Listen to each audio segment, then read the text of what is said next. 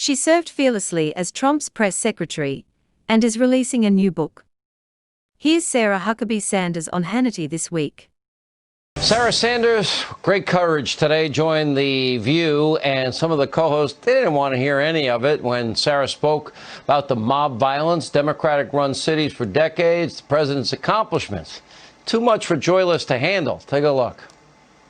The worst places we have these problems are where Democrats have been allowed to lead. We're finally starting to clean this mess up, starting to make things better. This is a president who has empowered the African-American community. He's done more than his predecessors. We have the lowest unemployment for Black Americans, historic funding for HBCUs, opportunity zones, criminal justice reform. Sarah, it's only an hour show.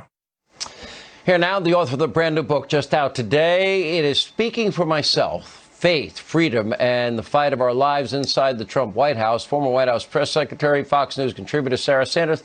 I don't know how you did your job as press secretary. I don't know how Spicer did it. I don't know how Kayleigh McEnany does it.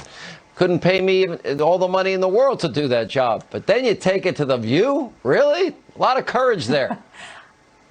I definitely like coming on your show a lot better, Sean. That's for sure. And they didn't like it very much when I reminded them, as they were talking about the problems in all these major cities, who was the one that was leading those major cities. It was very interesting that the second I started naming off all of the accomplishments and all of the things that the president has done to empower the Black community and help the Black community, they quickly cut me off and decided it was time to move on. Let's not forget that one of the hosts of that show actually called the president a terrorist, despite the fact that over the last 4 years, this president, I probably missed that. Joyless.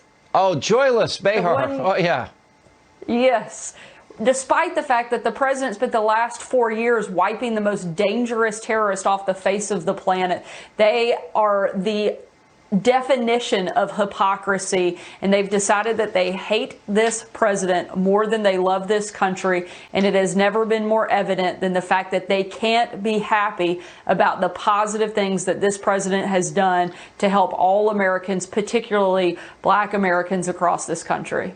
You know, I look at the enthusiasm in North Carolina tonight, and I don't see that for Joe Biden. I look at the accomplishments. They can't acknowledge a single thing Donald Trump has done well, because Biden and Obama, they didn't set record low unemployment. They didn't do opportunity zones. Joe's record on race. They left after 8 years with 13 million more Americans on food stamps, 8 million more in poverty, the lowest labor participation rate since the 70s, and then the Iranian mullah deal, 150 billion. I don't think that's a good record to run on, Sarah.